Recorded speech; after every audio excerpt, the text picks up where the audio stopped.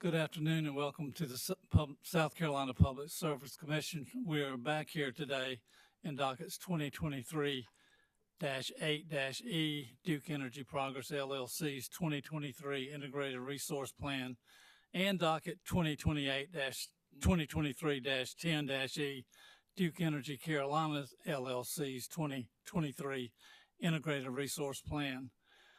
In this hearing, you will often hear them referred to as Duke Energy, and the Integrated Resource Plan referred to as IRP. First, roll call. Commissioners, all commissioners are present here in the hearing room. I would ask our Chief Counsel, Joanne Westinger Hill, please now read the docket and instructions about the public hearing. Thank you, Mr. Chairman, and good evening to all those who are here for this evening session of the hearing noticed by our Chief Clerk of the Commission for docket numbers 2023-8E and 2023-10E. This matter before you, as Mr. Chairman has mentioned, is a proceeding in consideration and review of the 2023 Integrated Resource Plans filed by Duke Energy Progress LLC and Duke Energy Carolinas LLC. And this is a continuation of the public hearing that began earlier this morning, which was also scheduled to have an evening session beginning today at 5:30 p.m. Mr. Chairman, I understand that all parties that are not excused from this proceeding and this public hearing are present and ready to proceed. Thank you very much. Now, if the parties would introduce themselves and then the Duke company and proceeding over. Wait a minute. If the parties would now introduce themselves, beginning with Duke and proceeding across the room to the Office of Regulatory Staff. I would also say if either of you would like to make a brief statement at this time, feel free to do so. Duke. Good evening, Mr. Chairman, Commissioners. I'm Sam Wellborn on behalf of Duke Energy Carolinas and Duke Energy Progress, and I do not have a prepared statement for this evening. Thank you. Thank you. And ORS? Good evening, Mr. Chair and Commissioners. Chad Torrey on behalf of the Office of Regulatory Staff. Thank you, Mr. Torrey. We'll now proceed with the testimony. Thank you, Mr. Chair. Our first witness this evening will be Chris Krapinski. Chris Krapinski is not interested in speaking at the moment. Our next witness is John Weeble. John Weeble. Our third witness is John Beckerly. John Beckerly, can you hear me? Yes, I can hear you. Thank you, Mr. Beckerly. If you would please affirm that the testimony you're about to give represents the truth, the whole truth, and nothing but the truth. Yes. Thank you, sir. Will you please provide the commission with your name? My name is John Beckerly. Thank you, sir. And what is your street name and the name of your town, but not your full address? My street name is Lancelot Drive, and the town is Clemson. Thank you, sir. And are you a Duke Energy customer? Yes, I am a Duke Energy retailer. Thank you, sir. You may begin your testimony. You will have 3 minutes. We do ask that you stay on the line at the end of your testimony, as commissioners or parties may have questions for you. Okay. I also want to clarify that I am a Duke Energy shareholder in a self-directed retirement account, and I have also been an active volunteer with Citizens Climate Lobby since 2015. That is an environmental organization. So my testimony is, I do not envy the challenge the Public Service Commission faces over the next decade. As the Duke IRP states, South Carolina and the country are transitioning to low-carbon electrical generation while simultaneously transitioning to primarily electrical power-based energy consumption for transportation, residential and commercial heating, and industrial processes, etc. The revised Duke IRP now calls for 6.8 gigawatts of new natural gas combined cycle generation plus 2.1 gigawatts of natural gas combustion turbine peaker generation. To its credit, the Duke IRP does include the conversion of this natural gas-fired generation to hydrogen in the future, and the Duke IRP does anticipate the capacity factor for these combined cycle and combustion turbine resources to be greatly reduced by 2050, primarily due to the advent of advanced nuclear power. But in the term of the next 10, 15 years, the combined cycle plants would be run with capacity factors of 30 to 50%, generating roughly 30% of the total energy mix produced. That means a great amount of fossil origin net carbon dioxide would still be emitted into the atmosphere with a great cost to future generations. My request to the Public Service Commission is that you consider options which give Duke Energy the flexibility and motivation to run natural gas-fired generation at the lowest possible capacity factor required to provide grid reliability. Yes, some natural gas-fired generation will likely be required as baseload in the near term. And yes, some natural gas-fired generation may be required in certain periods of low renewable generation and high demand well into the future. For example, a very cold period around the winter solstice. But whenever there is adequate renewable generation and or load can be reduced or shifted through demand-side management, Duke should have the freedom and motivation to use as little natural gas as possible. A fee structure with the straight pass-through of the fuel costs to the ratepayers does not provide this motivation. Of course, the investment in generation that is used at low capacity factor primarily for reliability still needs to be recovered, and the fee structure needs to enable that. I believe that demand-side management has great potential to reduce and shift load in the near future using technologies that are available now, and may allow renewable generation to satisfy more of the electricity generation needs in the near term than projected in the Duke IRP. Of course, Duke needs to have support of the Public Service Commission to engage in more aggressive DSM programs as well. That is the end of my testimony. Thank you. Thank you, Mr. Beckles. Any questions from Duke? No, Mr. Chair. From IRS? No questions. Any questions from commissioners? Hearing none, thank you for your testimony, and I hope you have a nice evening. Thank you. Our next witness is Amy Robichaux. Amy Robichaux, can you hear me? I can. Can you hear me? We can, yes, ma'am. Will you please provide would you please affirm that the testimony you're about to give represents the truth, the whole truth, and nothing but the truth? I do.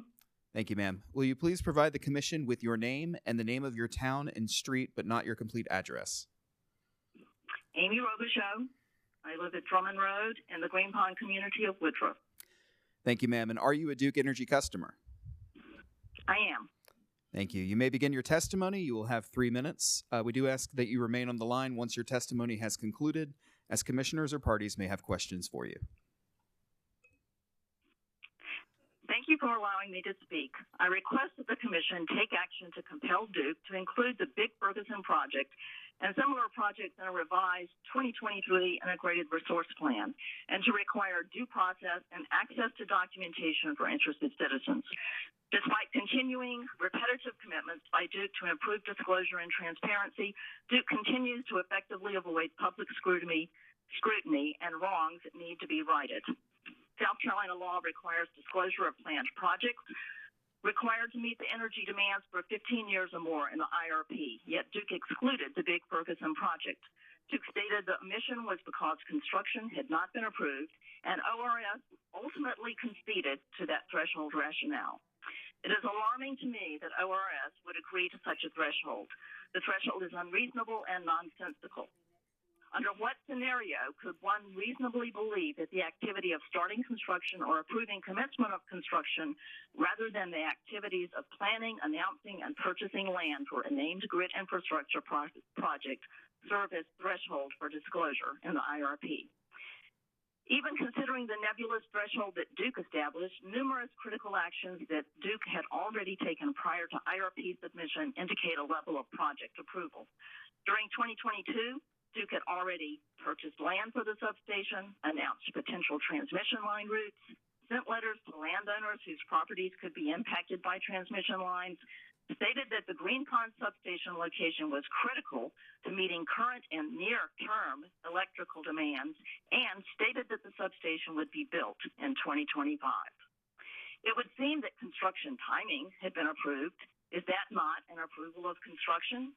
Is assignment of a project name and location not indicative of planned and approved infrastructure? Another point to ponder. Does the Commission understand the meaning of approval of construction? I don't. Is that left for Duke to interpret, parse, and explain at some future date as it suits their purposes? Duke is a publicly held company accountable to stockholders, and I believe we can all reasonably assume that sound governance is in place and that the 2022 property purchase for Big Ferguson would not have occurred as a speculative land transaction or for an unplanned or unapproved project. So even if you accept Duke's chosen threshold for disclosure, the omission is still not compliant.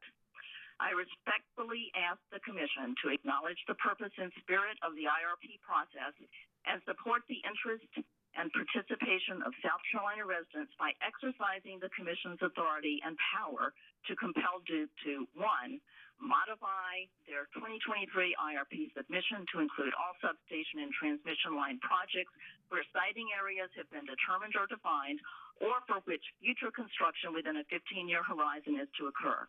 2, suspend all Big Ferguson easement acquisition activities. 3, schedule a review of Duke's Big Ferguson project compliant with terms of Section 40 of the Code, which allows intervention by interested parties, establishes a schedule to permit reasonable discovery, and assists parties in obtaining evidence. I thank the Commission for allowing me to speak once again. And thank you, Ms. Robichaud. Is any questions from the Duke? No, Mr. Chair. Thank you. ORS? No questions. Any questions from commissioners? Chair Powers. Commissioner C. Williams, you have the floor. Thank you. This is not a question, but just Ms. Robichaud, I want you to know how intently we've listened to you and to everybody who has talked with us today, and where you may see your influences in questions that we ask the parties in this hearing. So thank you for your testimony tonight. I thank you. Thank you, Commissioner Williams. Any further questions? Hearing none, Ms. Robichaud, thank you again, and hope you have a nice evening. Our next witness is Melissa Drummond. Melissa Drummond, can you hear me? Yes, I can. Thank you, ma'am. Would you please affirm that the testimony that you're about to give represents the truth, the whole truth, and nothing but the truth? I do. Thank you. Will you please provide the commission with your name and the name of your town and street, but not your complete address? Yes. My name is Melissa Drummond, and I live on Switzer Green Pond Road, and my mailing address is Woodruff, but I'm in the Green Pond community. Thank you, Ms. Drummond. And are you a Duke Energy customer? No, I have Lawrence Electric. All right. You may begin your testimony. You will have 3 minutes. We do ask that you remain on the line once those 3 minutes have elapsed, as we may have further questions for you. Thank you. I'm taking this opportunity to once again protest the action proposed by Duke Energy's Big Ferguson project, and I thank you for taking the time to hear me. My primary point of protest is that Duke is at the cusp of forcing landowners, including me, to yield to a plan that laughs in the face of private rights to land ownership. Duke has not been transparent with the community and has not been trustworthy in fulfilling their own commitment, and has not modified their plan in consideration of the public outcry regarding it. Their omission of the project in their 2023 update to the Integrated Resource Plan, despite having already purchased property for the substation, is one example of how they're evading even the minimal requirements required of them, and should be a red flag that they are out of control. The fact that they don't have governmental oversight puts individual landowners at the mercy of their whims. It is tantamount to bullying. I am one person trying to defend my highly treasured family land, and Duke is a powerful entity motivated by profit. It is unjust that they should be able to forcibly take land with no oversight and no recourse for the private citizen. I, who am not an activist by nature, have used my voice to the best of my ability through repeated letter writing to Duke, contacting representatives and newspapers, and appearing at public events hosted by Duke and at the PSC. Who will defend the rights of the individual? I was entrusted with the property I hold through generations of ancestors, and I feel that Duke's unchecked ability to take it violates not only me, but those ancestors and my descendants on down the line. Furthermore, I am a firm believer in the value of undeveloped rural land as necessary for the survival and beauty of our planet. This project will negatively affect wildlife and forestry. I include these details so that you may glimpse the impact of the Big Ferguson project on just one individual and know that it is personal. Duke would have it seem that they are interested in the needs of the community, but their interests suit their own corporate needs. I am pleading with you, representatives of the Public Service Commission, to intercede on behalf of personal rights by holding Duke accountable for the requirements that are expected of them. I respectfully request that Duke be required to make their planning and analysis documentation public, and that you withhold approval of the Big Ferguson project until it is subjected to review with full disclosure under the 2025 IRP update. And thank you once again for hearing me. Thank you, Ms. Drummond. Any questions from Duke? No, Mr. Chair. ORS? No questions. Any questions from commissioners? Well, hearing none, Ms. Drummond, I hope you have a nice evening, and thank you very much for your input. Thank you. You do the same. Good night. Our next witness is Kala Allen. Kala Allen, can you hear me? Yes. Thank you, ma'am. Would you please provide the commission, or I'm sorry, would you please affirm that the testimony you're about to give represents the truth, the whole truth, and nothing but the truth? Yes. Thank you. Will you please provide the commission with your name? My name is Kayla Allen.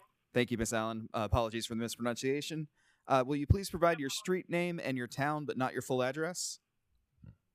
My street name, Ferguson Drive in Woodruff, South Carolina. Thank you, ma'am. And are you a Duke Energy customer? Yes. Thank you. You may begin your testimony now. You will have 3 minutes. We do ask that you remain on the line once those 3 minutes have elapsed, as we may have further questions for you. Okay. Go right ahead. I'm sorry, I'm getting a little feedback. You asked me to go ahead? Yes, ma'am. You may begin. Thank you. My name is Kayla Allen, and I am one of the representatives for my family and my neighbors who have been pulled into this fight against what is happening in our community as Duke powers on with their Big Ferguson project. There are many people impacted by Duke's plan to provide more power in response to the growing need in the areas that surround my community. As a Public Service Commission, I don't have to tell you how important your job is as you advise and supervise these operations that have so little oversight and accountability. Duke Energy has not been forthcoming throughout the Big Ferguson project process.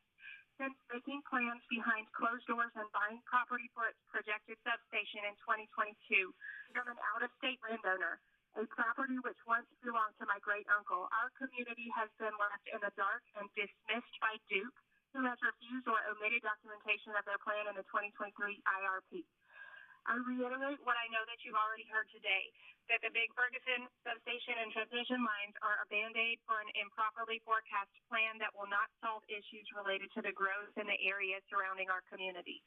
Our community has been called one of the last remaining agricultural portions of Spartanburg County by a prominent land conservation organization in the upstate. It's appalling to me that a utilities company can pinpoint a location most convenient to them without the proper planning and documentation, but most importantly, without recognizing and appropriately responding to a community that has continuously come together to oppose this project's location choice.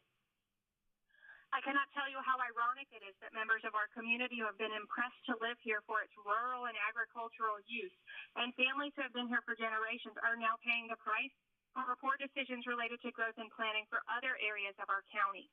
We know the land's value, and we know it's becoming a rarity in a world fueled by growth. The irony is that what we fight so hard to hold on to is now threatened to be taken through eminent domain.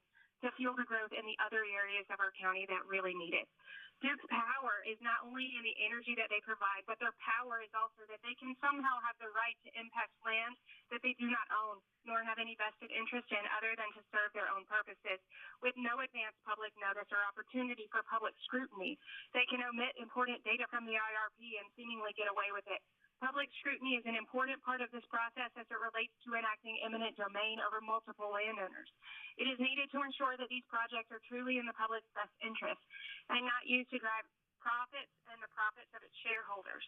So it's up to us, the public, to spend our time and money to learn as much as we can about power lines and city planning and IRPs and codes, things that most of us have had little knowledge about in order to merely attempt to enact a change for our community by protesting to the powers that be. We are taking every avenue we can to demonstrate that we, the community impacted by this substation and its transmission lines, do not want this mishandled project to continue. So on this platform, we are asking the PSC to direct Duke to modify their 2023 IRP submission to document all transmission line projects and to direct Duke to suspend all Big Ferguson easement acquisition activities authorized by South Carolina Code. Thank you for your time and your attention to this very important matter.